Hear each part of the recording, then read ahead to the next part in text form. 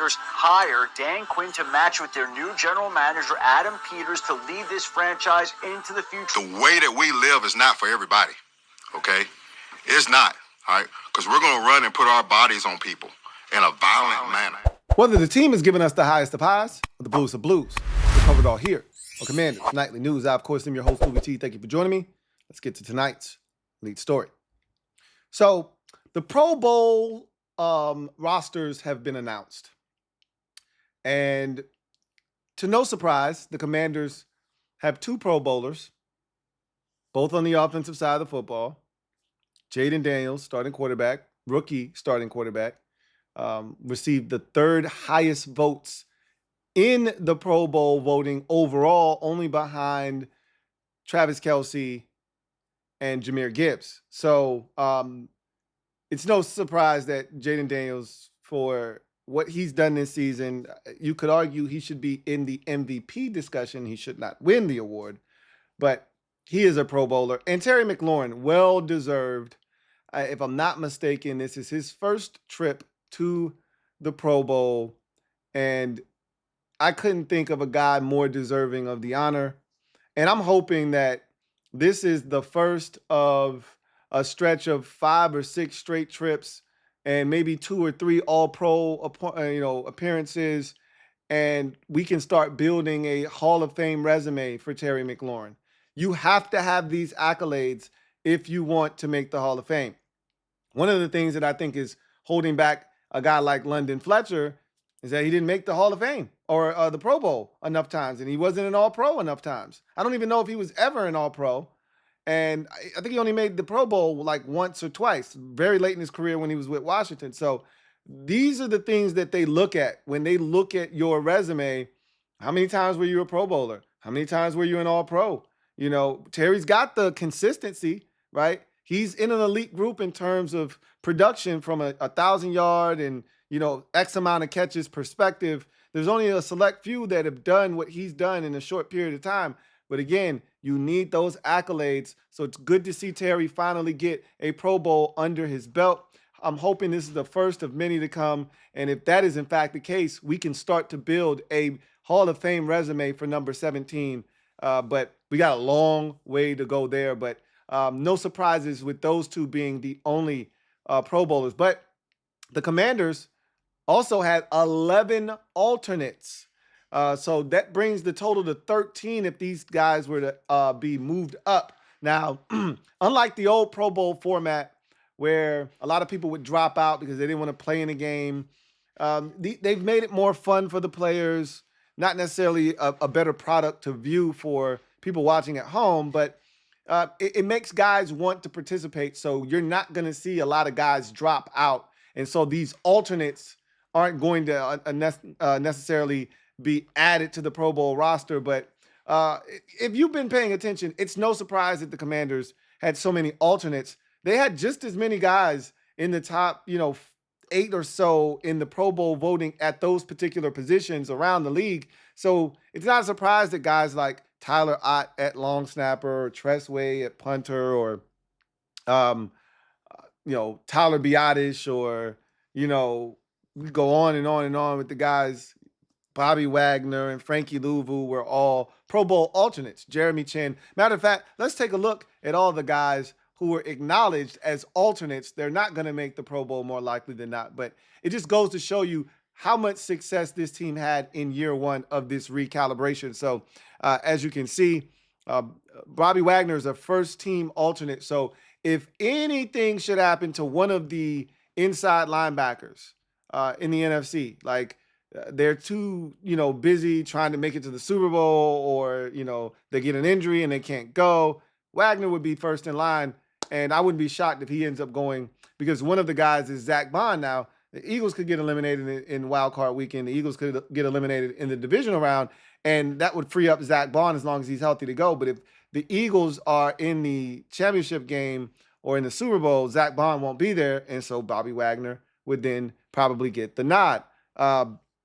Tyler Ott is also a first alternate, so he just missed out. Only one long snapper goes from each conference. So he was essentially the second best long snapper in the NFC.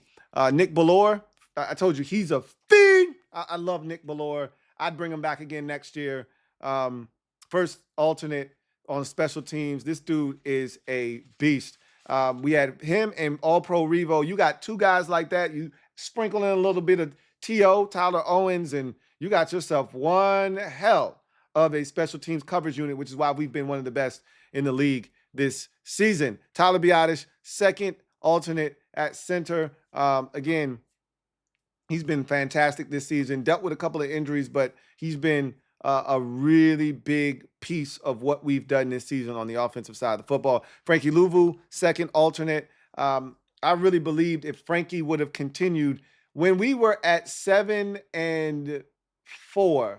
when we lost to the Eagles, he had 8 sacks at that time, 8.5, whatever the number he's stuck at right now. You wouldn't have told me he wasn't going to be a Pro Bowler and potentially an All-Pro because he was going to exceed 10 sacks. There was a chance he could have 100 tackles, and I thought there was a chance he could have 10 batted balls, which I don't know if there's been a player in NFL history to do that all in one season. But he got stuck at 8. He hasn't gotten to the quarterback here in the last 5 weeks or so. And thus, I think that's why he's still sitting here as an alternate and not a Pro Bowler. The magic number is 10. And if you get to 10 sacks, you're a shoo-in for the Pro Bowl, essentially, as long as there aren't 3 or 4 other guys killing it. I looked at Jarrett Verse, who got in, and I just think he's a shiny new toy. I don't know the exact amount of sacks he has. He probably, he might have hit double digits this year. Last time I checked, Verse was somewhere in that 8-9 neighborhood. So he might have exceeded 10 on the season, but I highly doubt that he's been more impactful than Frankie Louvu. But at the end of the day, Frankie got stuck. If Frankie would have gotten to 10 sacks, I think he's a Pro Bowler right now. We're not having this alternate conversation. He's been so impactful. Interception, couple of fumble recoveries, 8 sacks all over the football field. He set the tone defensively for us, but he's a second team alternate. Same can be said for Tress Way. I think his days of being, a Pro Bowler are over. They're, younger, bigger leg kickers in the NFL now at the punting position who have taken over. Jack Fox got it for the Lions, so I'm not surprised. The Bears had a hell of a punter, and he's a rookie. He looks like a guy that's going to be a problem. The Seahawks have Michael Dixon, who was the Pro Bowl punter last year, who isn't going away anytime soon. So between Fox in Detroit, Taylor in Chicago, and Dixon in Seattle, I don't see any way that Tress Way, and oh, by the way, hopefully a lot of what we did this year continues where he doesn't punt as often. So big shout out to Tress, though. Not only is he a great punter, not only is he a great holder, he's a great teammate. Just love Tress Way. Austin Eckler, third team alternate as a kick returner. You knew he wasn't making it over Kevontae Turpin. And so that was a done deal, right? And then he got hurt too, so that didn't help. But he's been spectacular on kickoff returns. Dante Fowler, same can be said with him and Frankie Louvu. He kind of got stuck. Now, he did exceed 10 sacks. He just got his 10th sack of the season. I think he's at 10.5 this past weekend against Atlanta when he stripped the ball out of Michael Penix Jr. No, he didn't get the strip. Yeah, he had a strip sack. Both him and Klee had strip sacks in the game. So he is a third alternate, which is a surprise. Look, we got way more than we bargained for. I was just excited to have a situational pass rusher for the first time in forever. And this guy came in and was consistently the best pass rusher we've had all season. Didn't see that coming. And he had to play a lot more because Cleve's been dealing with an injury for most of the season. And we've had a lot of, guys injured and in and out of the lineup at defensive end. So he's had to step in and play a much larger role than anybody really imagined when we signed him. He's been spectacular. And so him being a third team alternate is a testament to just how good he's been this season. Jeremy Reeves, for the first time in a long time, is not the best special teams player on our team. That distinction goes to Nick Bellore, but Reeves still damn good at what he does. And hence he's a third team alternate. Jeremy Chin, fifth team alternate. Same could be said for Zach Ertz. Those two have also been really key cogs in the Commanders' success this season, but they're way down the line at their respective positions, and rightfully so. But that is a long list. I can't tell you the last time we had this many guys be recognized, even though they didn't make it. The fact that they are first and second and third alternates tells you that not only did these guys play well, not only did we play well as a team, but we're finally getting recognition for the things that we're doing on the field instead of worrying about shit that's going wrong off of it. It just feels good. It feels different because it is different. And this is more and further proof of that. But big shout out to Terry McLaurin and Jaden Daniels, the two that did make the Pro Bowl. I don't think any of us are surprised. We're happy that they're getting their just due. And looking forward to the first of many for both of these two making the Pro Bowl. I believe this is Terry's first. You can don't quote me on that, but I don't think he's ever made the Pro Bowl. I think this is his first time, and I don't think this will be his last. And we know this is the first of many for Jaden Daniels to come. So excited for them, but even more excited for what's to come here in the next couple of weeks, finishing up the regular season and getting into the postseason, which we now turn our attention to in other news. And we heard from both coordinators, Joe Whitt Jr. and Kliff Kingsbury. We'll talk about what was said there. Before we do that, we'll take a look at the injury report. I got a lot to say about Kliff Kingsbury's press conference because a lot was made of what he said. Man, I love Kliff Kingsbury. But before we get to any of that, let's get to the injury report for both teams, starting with the good guys. And there's some surprises here, and good surprises. You know, I always tell you, I don't like surprises unless they are of the good variety. There's some good surprises here. Now, I know most of you at the time of watching this video have seen the final injury reports.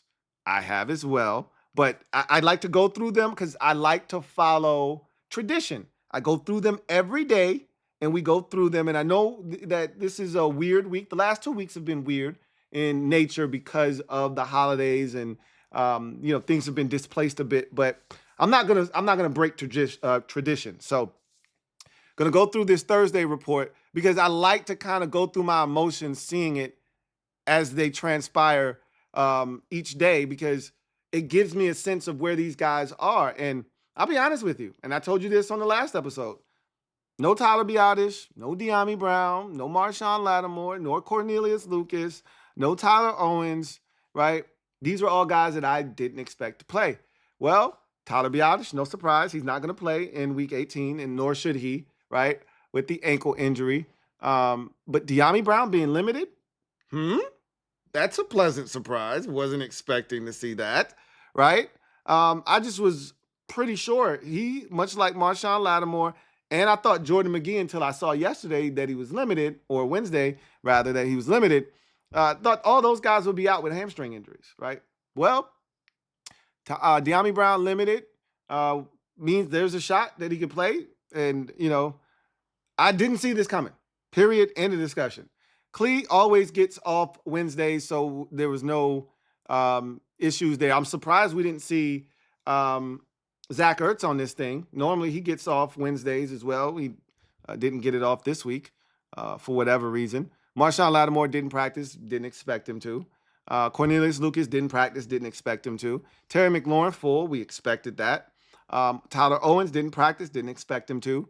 Andrew Wiley, I told you Dan Quinn on Wednesday said that Wiley was trending in the right direction. So no surprises here. I told you I thought he would be ready to go on Sunday, and being limited on Thursday lends itself to that as we continue through this injury report. Jordan McGee limited on Thursday for the second consecutive day.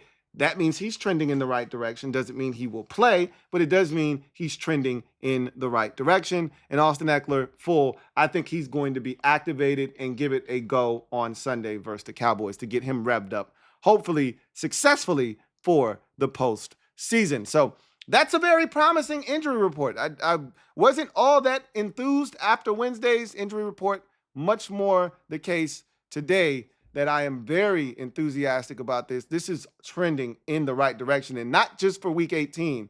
I'm more so thinking postseason. This is a good sign for the postseason. Now, the guy that I am most concerned about, still haven't seen any progress, but It sounds like he's doing some off the field side work, but he was doing that the last time and it still took him 6 weeks to get back.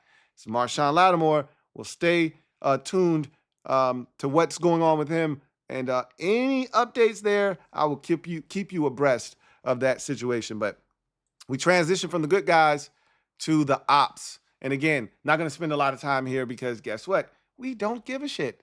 Like a bunch of names now. There were 2 names added to this list on Thursday, Michael Parsons and Mozzie Smith.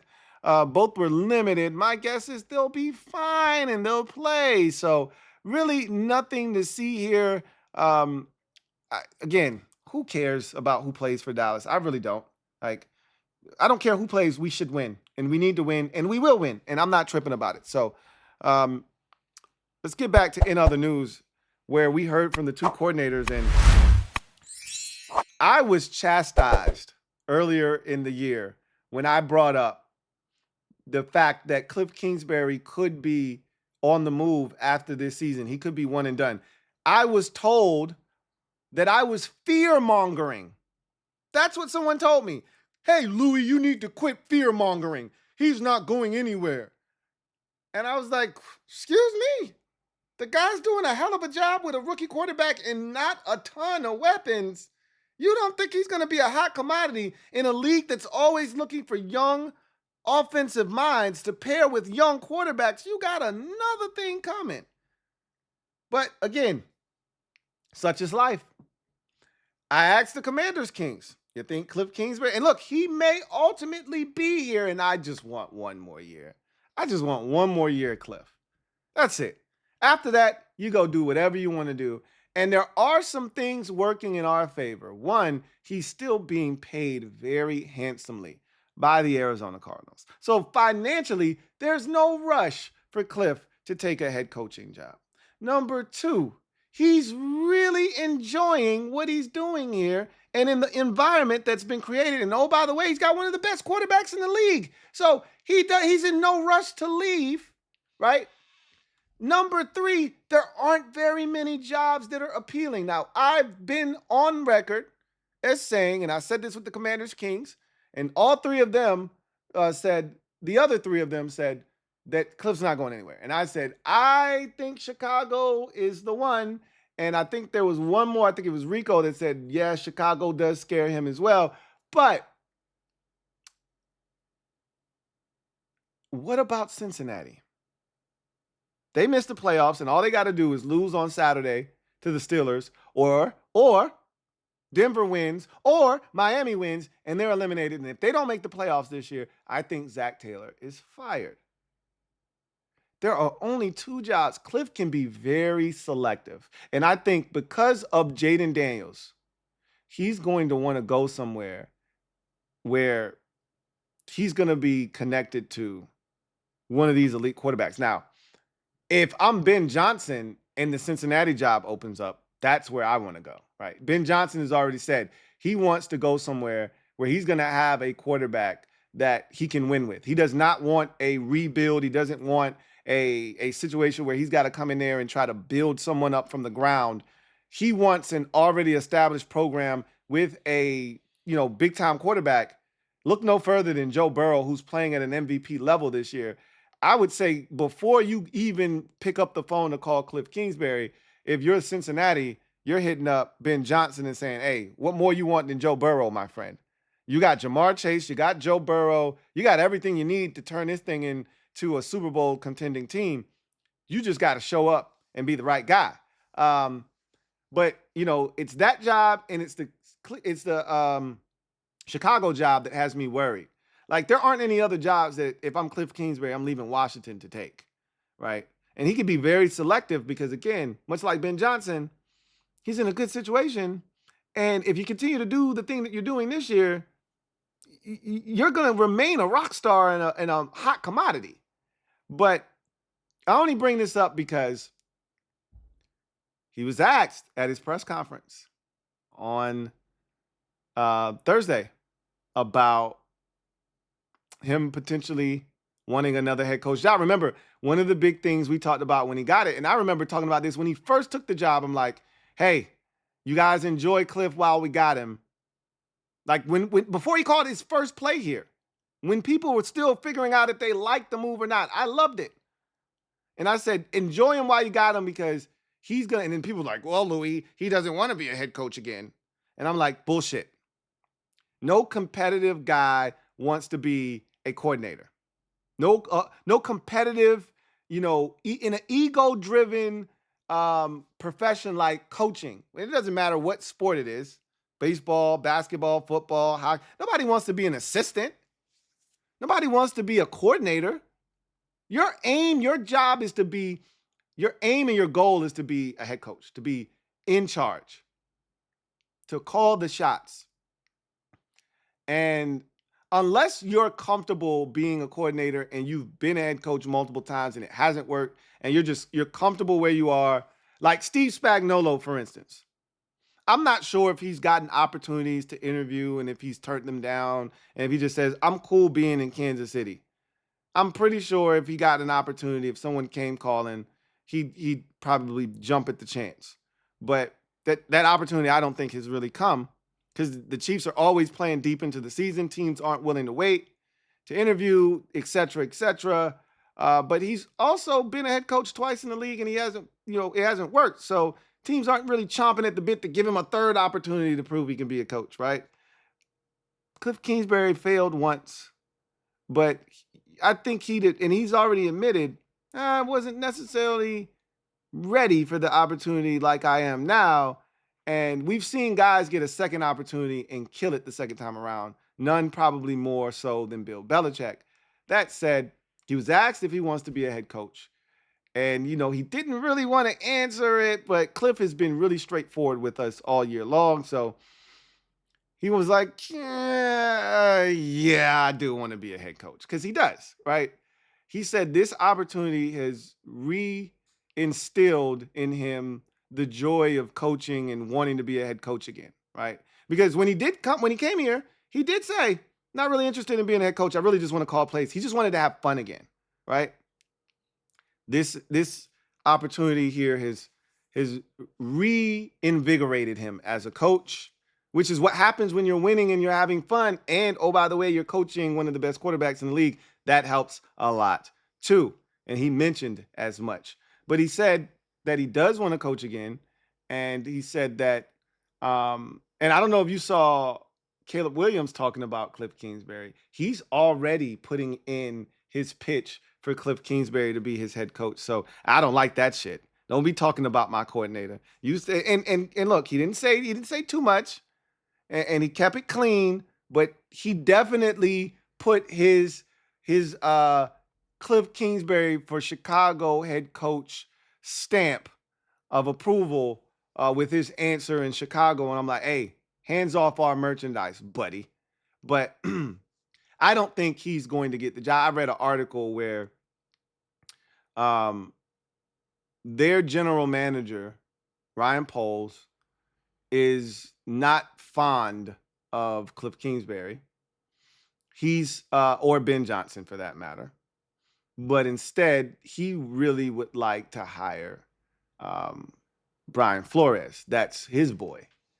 I don't know if the Bears organization is going to go for a defensive coach when you've got Caleb Williams there who needs, tutelage from an offensive guy, but such is life, right?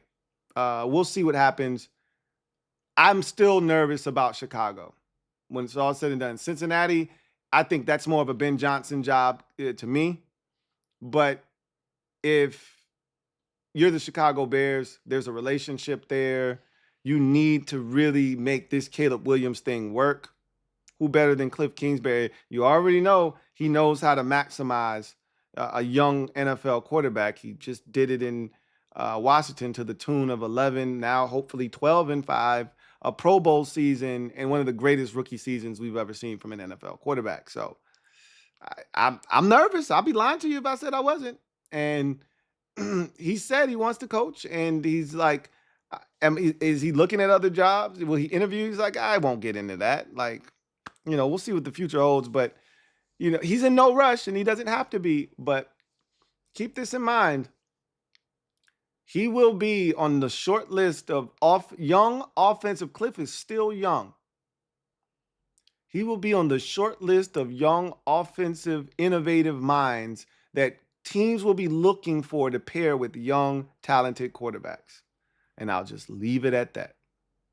He'll be on the short list. And again, Ben Johnson, he's going to be out of some of these teams, talent range. Because if you don't have one of them ones at quarterback, he's made it abundantly clear. I want a situation where I'm walking into it and it's already tailor-made. I just got to come in there and put my stank on it. That's Cincinnati. That ain't Chicago. I don't think he's leaving Detroit to go to Chicago, right? So, but I think Kliff is in that Chicago range, and I know he would love to, coach Caleb Williams. He ain't better than Jaden Daniels, and he's pretty much said that. Like he said, Jaden Daniels is the most talented quarterback I've ever coached. But he knows Caleb personally, and I don't think if he's going to be a head coach, I think Caleb is the type of guy he would love to be, coaching and have him be his quarterback. So just something to consider. My favorite Kliff line of the year, my favorite line from anybody this year was Kliff talking about how Olamide Zaccheaus has stepped up. He said, this wide receiver room has been huge. Noah Brown stepped up, really didn't know what, first of all, he wasn't even on the roster until a couple of weeks before the season. Didn't know what we were going to get from him. He was huge for us before he got injured. Obviously, Terry is Terry. But he said that Olamide has, really been impressive. He's like, I didn't really know how well he could play inside and outside. And, he's had to step into both roles at different times this season. But he had to step on, against Atlanta, his most impressive game of the season. He had to play outside. And he was damn good. And Kliff was like, that was pretty impressive. And he said, what's crazy is, the first 2 months of, the offseason, I'm calling this dude Oz. And he said it wasn't until De'Ami Brown came up to him and said, hey, Kliff, he really doesn't like when people call him Oz. It's OZ. And Kliff was like, oh, shit, my bad. He said it was the whitest mistake ever. I effing love Kliff Kingsbury. Give me one more year, Kliff. Give me one more year. That's the kind of guy I can hang out with. Self-deprecating, gets it, understands it, because that is the whitest thing ever. Oz, right? It's OZ, right? That was hilarious. And Kliff has, low-key been hilarious all year long, right? Whether you're talking the voodoo shit from his New Orleans line that he dropped a couple of weeks ago, to the Oz line here, to some of the other things. He said like 2 or 3 other things that have been, pretty funny. He's a funny dude, low-key. Really like Kliff, man. One of my favorite coordinators we've had here ever. And, it was funny because a lot of people were treating him like he was Scott Turner or some shit. Like, he's not getting a job. And I'm like, I'm telling you, this dude's different, man. He's been excellent. He's really been good this season. And I'm going to just enjoy the time. I don't know how this is going to end, but I always tell y'all, and I'm going to take my own advice. I'm going to just enjoy the ride. Enjoy the time that I have with him. It could only last another 2-3 weeks. It could last another year and 2 or 3 weeks. I would prefer it last another year, and then do whatever you got to do after that. I get it, right? But Chicago could come calling, and we'll see. Anyway, Joe Whitt Jr. Stepped to the mic, and I thought he was really good. I just love his accountability. Like, you can tell when he's not happy with something because he'll either just flat out tell you it's not good enough, or he'll talk in generalities, right? If he's, for instance, he was asked about Jonathan Allen, who did not play well against Atlanta, but that was his first game back. What did you expect? He said that the defensive line was uneven, which they were. We got gashed in the first half. And then in winning time at the end, when we needed a stop, when we needed to get to Michael Penix, we couldn't. right? We couldn't affect the passer. We couldn't bat a ball. We couldn't make him uncomfortable. We couldn't get him off of his spot. And yes, the secondary wasn't great. And he said they were uneven as well. That's his kind way of saying they were ass, right? The secondary was ass because they were. And so was the defensive line. But, he said they made some adjustments, which we talked about already in the second half, going to that 3 defensive tackle look, which, Deron Payne was put at defensive end. And you had John Allen and Johnny Newton inside, and we were able to stop the run more effectively through that. But he pretty much said, I'm not going to single out John Allen, which means I wasn't happy.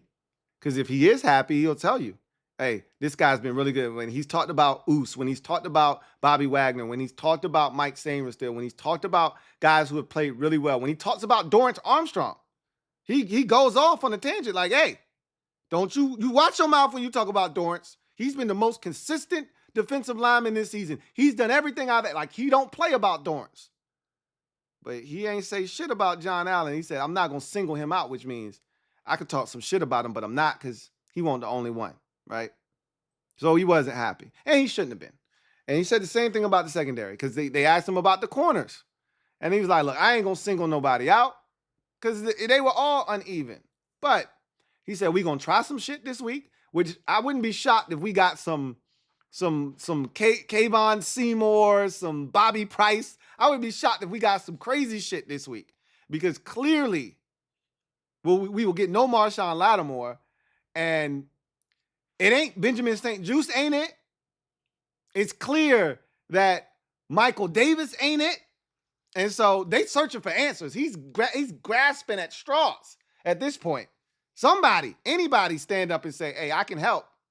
They asked him about Noah Igbenogany, and he didn't have any issues talking them up. He didn't have any issues talking about how sticky his coverage has been and how good he's played for them and how his play has allowed Mike Sainristil to stay outside.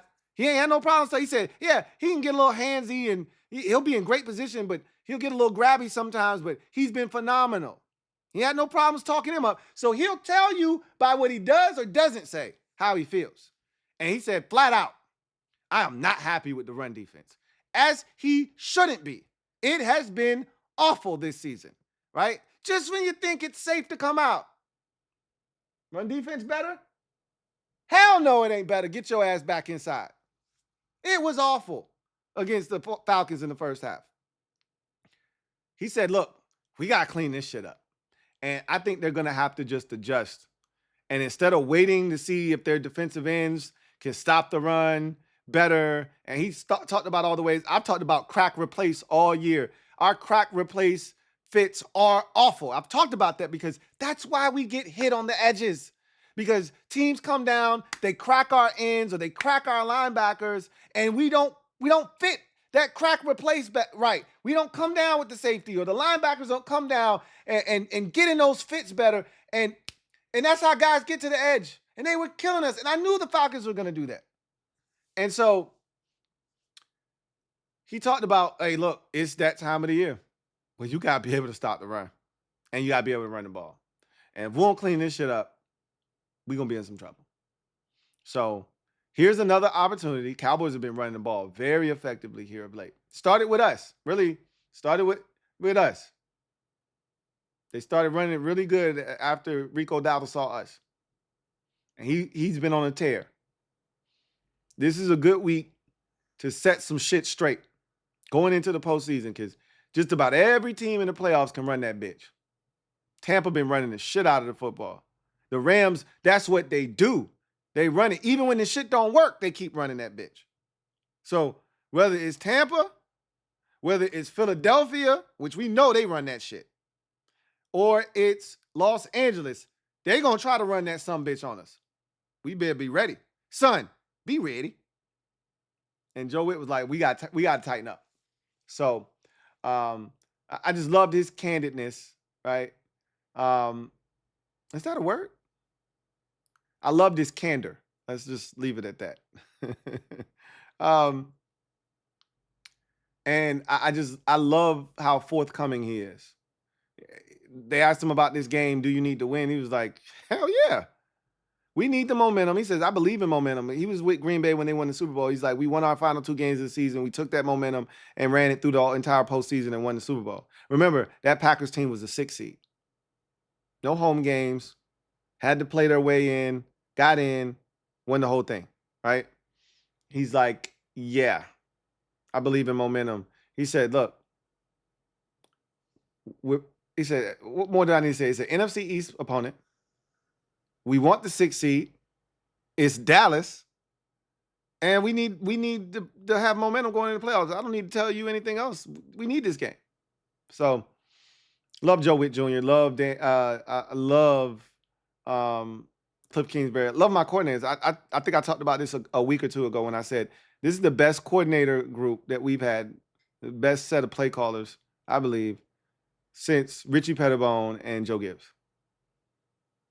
Shoot me if you don't like it. So let's go now behind enemy lines.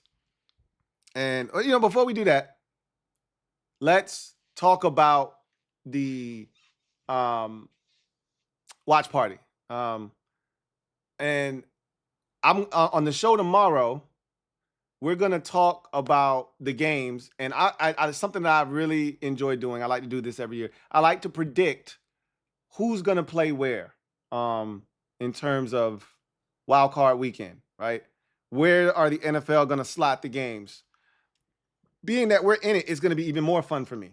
So I'm gonna do that tomorrow, and in doing that, it's gonna allow me to talk about the watch party even more so, because I know a number of you, like some of y'all are like, I don't give a shit if it's on Monday, Sunday, Saturday, I'm coming, right? Love that. Not everybody has the ability to show up if the game's on Sunday or Monday, right? I get it. If it's on Saturday, that'll be perfect for a lot of y'all. But I think the game's ultimately going to be, depending on the opponent, on Sunday. But we'll get into that tomorrow, right? But I do want to tell y'all that we're behind the scenes working on a few things, right? That may alter like certain things, but it's not going to alter your experience. This shit's finna be lit, and we're gonna have a blast. And we're still vetting a couple of venues because I want the experience for you guys to be awesome. This is our first one, and I think it's the first of many that we're gonna have. I'm hoping that we go on a long playoff run and we able to run this jank back, multiple times over, right? But this first one, you're ironing out kinks, you're figuring out things. But I can tell you this much: no matter what the situation is, this is gonna be lit. It's gonna be epic. And you don't want to miss it. We ain't been to the playoffs since 2020. We ain't won a playoff game since 2005. If you don't think we finna turn up, you got another thing coming. I'm going to leave the link to the watch party for you to buy tickets. I'm opening it up to the entire viewing public, right? So now it's going to be public where anybody can get in.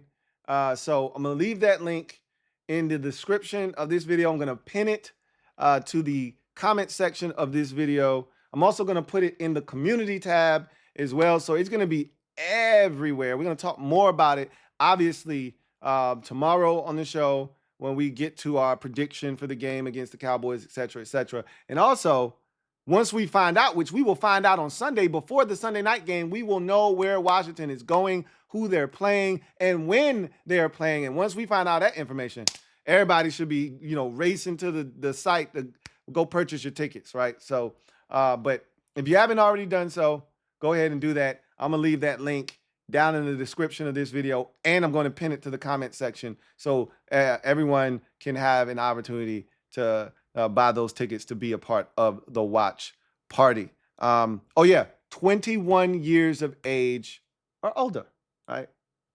Really simple.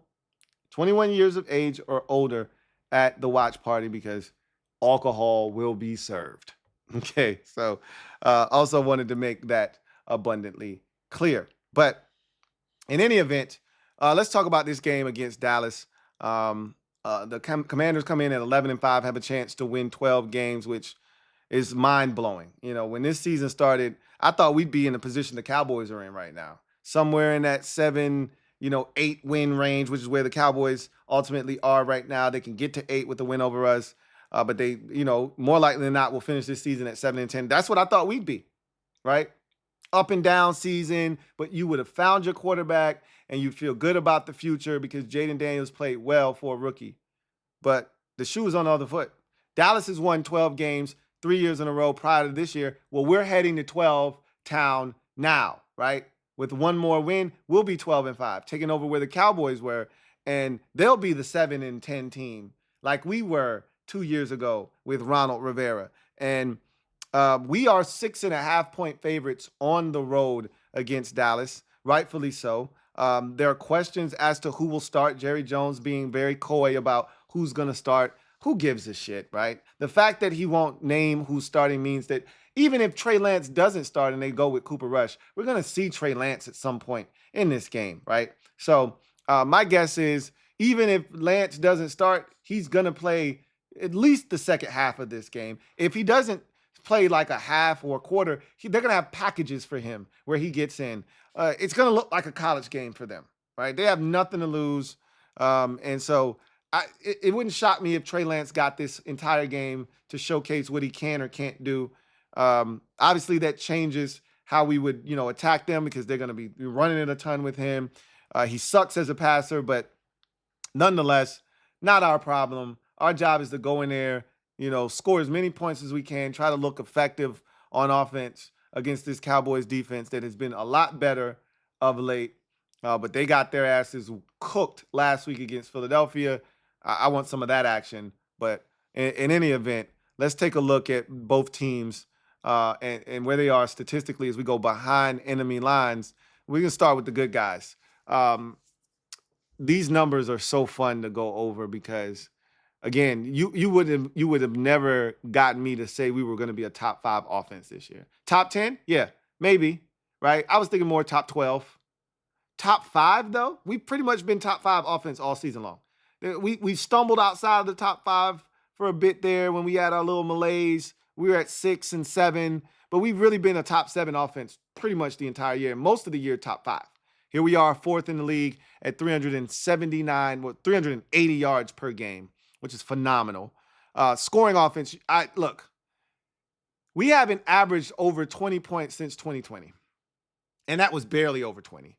We have consistently hovered around 17, 18 points a game scored. 2019, we were the worst in the NFL, dead last, under 17 points. I think we averaged like 16 points a game or something like that, which is utterly ridiculous. And to look at where we have come from just last year, where we averaged like 18, or 19 points a game or whatever it was, we're averaging 29 points a game, good for 5th in the NFL. That is ridiculous. Mind-boggling. I would have never guessed. Pass offense, we're right smack dab in the middle of the league at 219 yards per game. Sacks allowed, we're tied for 21st with 44. And again, it's really more like 30 sacks, right? If we add up all the Jaden run out of bounds behind the line of scrimmage, or Jaden trying to break, the pocket to scramble and he gets tackled 1 or 2 yards short of the line of scrimmage. But whatever, right? Not complaining about sacks. Rush offense, 3rd in the NFL at 156, pretty much 157 yards per game. Again, a lot of that is because of Jaden Daniels and his abilities. He is our leading rusher, 3rd down offense, 6th in the league at 46% roughly, which is phenomenal. Again, we used to be one of the worst 3rd down offenses in football to be one of the best. It says a lot about Kliff Kingsbury, Jaden Daniels. And I mean, if they put 4th down conversions, we're one of the best in that as well, right? So we're not just the best 3rd down, one of the best 3rd down offenses. We're also one of the best 4th down offenses. Total defense, 9th in the NFL at 324 yards a game. Again, shocking when you watch our defense sometimes. But then when you think about how the defense gets down sometimes, where they're able to get stops, they're able to get off the field, that's the thing about our defense, if we're being honest, is you never really know. Our defense is like Forrest Gump's a box of chocolate. You never really know which one you're going to get, right, with our defense. Are you going to get the defense that showed up against Philadelphia for 3 quarters the first game? Are you going to get the defense that showed up against Philadelphia in the first quarter in the second game? Are you going to get the defense that showed up against the Browns and the Panthers and the Cardinals on the road? Or are you going to get the defense that showed up against the Giants in the first quarter that couldn't stop the run, or the Falcons that couldn't stop the run in the first half, right? You don't know which one you're going to get. Are you going to get the defense that was dominating the New Orleans Saints for half of football? Granted, the quarterback situation was funky. Or are you going to get the defense that couldn't stop the Saints in the fourth quarter when we needed to stop? So, this defense is hit or miss. They were stifling against Philadelphia in the second half, despite mistakes, turnovers, things of that nature. They were still able to stand tall and give us a shot. And then there are times where you go, this defense is awful. And yet, we're still 9th in total defense. Make it make sense. It's crazy. And it's not just because this offense is so good, they win time of possession. This defense is still on the field. We had a 5-turnover game that we won because the defense gave us a chance. We did not win time of possession in that game. That defense was on the field for over 80 snaps. And they've had performances this year where they've had to stand tall, and they did. Not usually in the biggest moments, but throughout the game, there were situations like the Cincinnati game, for instance. No, the defense wasn't great, but at some point they had to get stops to allow us to not only take the lead, but build on the lead. And they did. They did. Anyway, 9th in total defense. Scoring defense, 19th in the league, which is perfectly fine at 23 points a game when you're scoring 29 points a game, right? Pass defense, 3rd in the NFL, which, again, we've watched this pass defense. None of us think this is the 3rd best pass defense in football. However, they find ways, whether it's like Michael Penix overshooting a wide open Bijan Robinson for a touchdown, or him overthrowing, Drake London on a corner route that would have been good for a touchdown, or just missing a couple of throws. Those count too, right? A batted ball when a guy was wide open, right? Those count as well. This pass defense, you say what you want, but it's 3rd in the NFL. You can say, well, teams have a good, teams are having success running. That's not why we're 3rd in pass defense, because you still got to throw the ball in this league. And you can't say, well, you haven't played any good, passing teams this year. We played Lamar Jackson. We played Joe Burrow, right? We played the Philadelphia Eagles, even though we know that's more of a run offense, but they've had their way throwing on some teams this year. We've played some teams that can pitch the ball around the yard. Okay? So, can't say that we didn't play any teams that throw the football. I wish I could explain it. I mean, look, we played the Giants twice. You played, a combination of Jake Hayner and Spencer Rattler. You've played, teams with lesser, quarterbacks. But we played Baker Mayfield, and he lit us up. We played Joe Burrow, and he lit us up. And we played Lamar Jackson, and he lit us up. And, we've played teams that have quarterbacks that can light us up, and they've lit us up. And we still are only 3rd in the league because we've balanced it out. We played against Kyler Murray, and he's had some good days this year. Didn't have one against us. And Andy Dalton lit up teams this season. Lit up Cincinnati. I know that's not a good defense. Lit up Vegas. No, that's not a great defense. But he's lit some teams up this season. He didn't light us up. Right? Jalen Hurts played him twice. Well, once. Once. He's had his way with some teams. Didn't have that shit with us. So, again, Russell Wilson, he's played well this season at times. He had 3 touchdown passes. He ain't have a lot of passing yards. So, again, we've played some teams that can throw the football, and for us to be third is crazy. I'll just say that. Tied for 11th in sacks, I wouldn't have guessed. Like, just doesn't feel like we get a ton of pressure. We had moments this season where we got to the quarterback, but it doesn't feel like it, right? But 41 is a good number. It's not great, but it's tied for 11th. Especially for what we have, we should be proud of that. Damn near top 10 in sacks. Rush defense, this is our biggest Achilles heel, has been all season, continues to be. We're talking about the same shit we were talking about in week 1 in week number 18, which is a problem. We're 28th in the league, giving up 136, pretty much 137 yards a game. Look, this is something that you won't fix until you get better players. I'm convinced of it. It is what it is, right? There's certain things that we just won't be able to fix, like taking the ball away, stopping the run consistently. These are things that you won't be able to fix until you get better personnel. Now there are adjustments that they can make, obviously, and they did it against the Falcons in the second half, and maybe you have to start the game that way, but who wants to start the game playing 3 defensive tackles when you got to get after the quarterback? Nobody wants to do that. So, you try to figure it out. Third down defense. Wow. Remember when we were dead last in the NFL by a mile on third downs? Isn't this amazing where we are? Like, if you would have asked me after 5 weeks of football, which one of these numbers would have surprised me the most at season's end? If you were to ask me now, right now, which one of these numbers surprises me the most? It's not the total offense. It's not the scoring offense.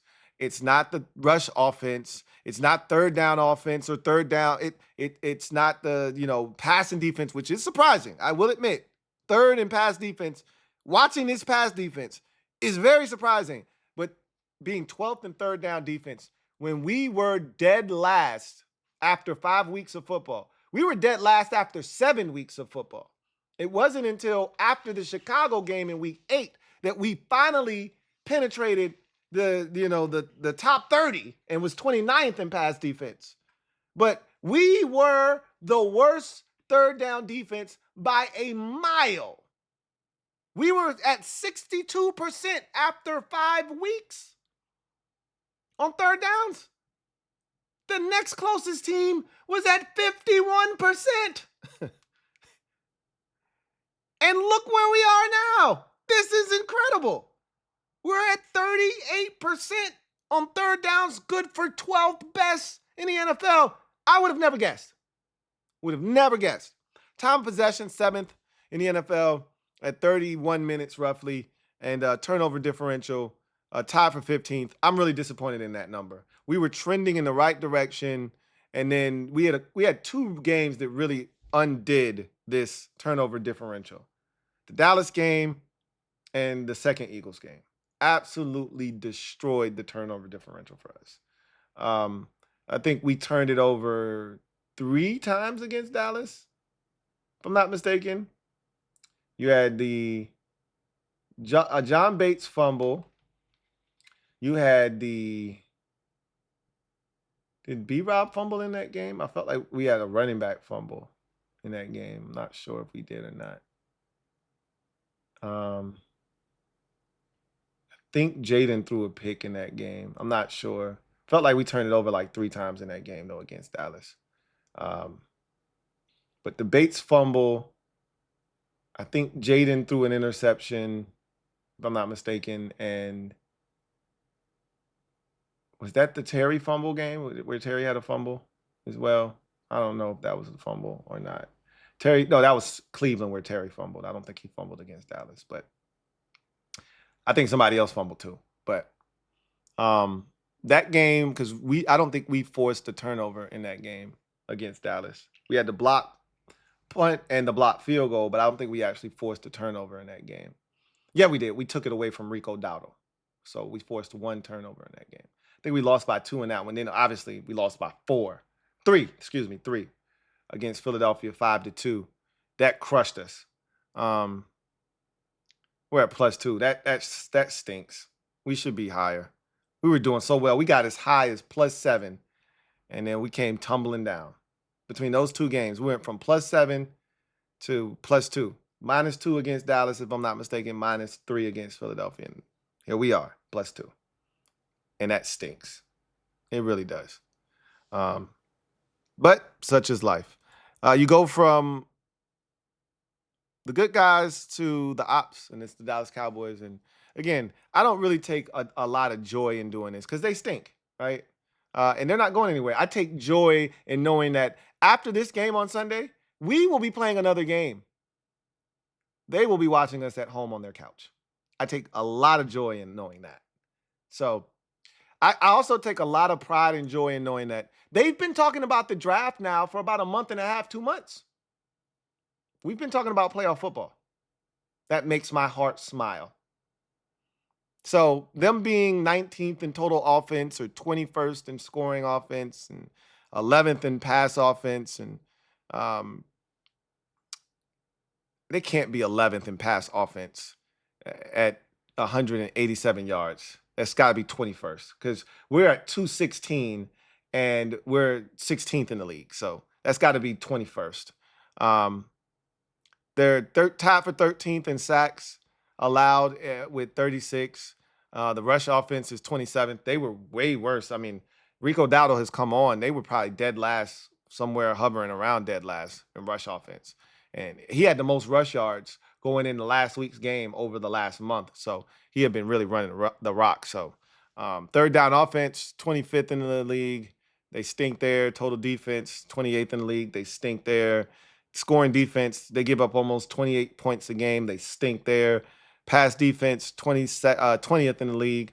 Sacks, tied for 5th. So for all of the shit that they don't do, they still get pressure on the damn quarterback. That's something they can still do at a high clip, especially when you got a guy like Michael Parsons. He wrecked the game the last time, by the way. Can't let that shit happen again. Rush defense, 29th at 139 yards a game. So they're just as bad as we are. They've been better, though, of late. Third down defense, they're 6th. So, again, for all of the issues that they have, they can get off the field on third downs just as well as we can. They're at 30. They're giving it up at 36%. So they're killing it on third downs. Even better than us. Obviously, we're at 12 right now. Time of possession, 28th in the league at roughly 29 minutes. And turnover differential, I mean, that's part of the reason they stink. They're tied for 25th in the league at -7. That's the shit that we was on last year. I think we were the worst in the league in the plus-minus category. But that's what losing teams do. They turn it over and they don't get enough turnovers in return. So no surprises there for Dallas. So when it's all said and done, we know what we got to do on Sunday. I'm looking forward to the game for no other reason than I'm looking to make it 12. I'm looking to go into the postseason with some momentum. I'm looking to hold on to the 6th seed. I know they're not going to lie down. It's not going to be an easy game. And anybody that thinks it will be, you're sadly mistaken. Until we beat them, there's a slight mental block that has to be overcome when playing Dallas. And this is why people like my father, Boss Man, has so much confidence when they play us. Because it doesn't matter who's in at quarterback, they find a way to beat us. This shit ends on Sunday. And Jaden Daniels, in his first year as a starting quarterback in this league for the Washington Commanders, will go 4-2 in the division, having swept the Giants and beat the Eagles and the Cowboys one time apiece. And if you're going to win the division moving forward, that has to be your baseline. 4-2 in the division. You're looking to be 5-1, 6-0. But we've never gone perfect in the division. If anybody can do it, it's 5. But this is the baseline. We got to beat Dallas and get to 4-2 in the division. And that's the mark you set it at. And that's where you say, hey, can't be any worse than that. Can't be any worse than that. The reason the Eagles are going to win this division is because, or the reason the Eagles have won this division is because they went 5-1 in the division. Had we gone 5-1, the Eagles would still be playing their starters this week because they would have to win to clinch the division instead of being able to rest their starters because they already had the division locked up. If we would have done what we needed to do against Dallas the first time, we would be in an even more advantageous position where we could be talking about playing a home playoff game. Instead, we've been resigned to the fact that we're going to go on the road, and that's okay, but it's not okay to get swept by Dallas in a down year. So they know what they have to do. But anyway, I digress.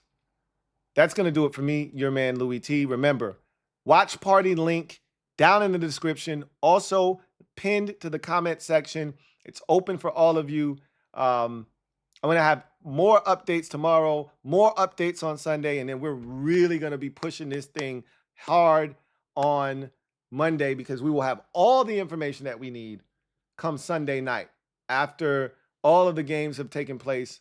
And we're going into Sunday night because remember, the Sunday night game is only going to determine one thing, right?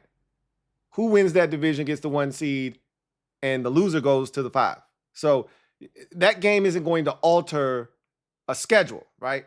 You can set the entire schedule and just say, whoever's going to be the 5 seed, and you insert them there. They're going to be going to Tampa or they're going to be going to L.A., right?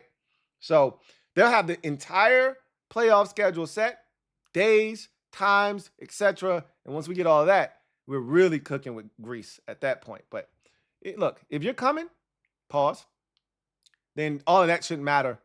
Go ahead, click that link, and go ahead and make sure, because some of you tried to purchase, you have to complete the process all the way through, right? All the way through. So make sure that you put in, you purchase your ticket, whichever ticket you want to purchase, and you go all the way through that process, put your information in, and make sure you finish that process so you can get your ticket and ensure your spot at the watch party. I assume that these tickets are going to go pretty quickly, especially after we get confirmation on the date. So there you have it. All right. In any event, it'll be everywhere. It'll be down in the comment section. It'll be pinned to the comment section. It'll be in the description, and I'm going to also have another post probably tomorrow on my community wall with the link as well. So anywhere you need it, you can get it. You got any questions, you know how to find me. Email me at LouieTeeNetwork@gmail.com, and I can answer any questions you may have about that as well. But until next time, I'm your man Louie T, signing off. I'll see you guys tomorrow. We got football on Saturday too, don't forget. But I'll be here, and you might get a video from me. I got to watch this Jaden Daniels mic'd up. I've been waiting. My wife has already watched it. She's like, oh, it's so good. You got to watch it. So I've been busy, handling things. But I'm going to sit down. I'm going to watch that thing. And if it's as good as everyone says it is, I'll be back. Until then, you guys have a good one. Here comes the diesel. Here comes the diesel. There's the snap, hand to Riggins. Good hole. He's got the first down to the 40. He's got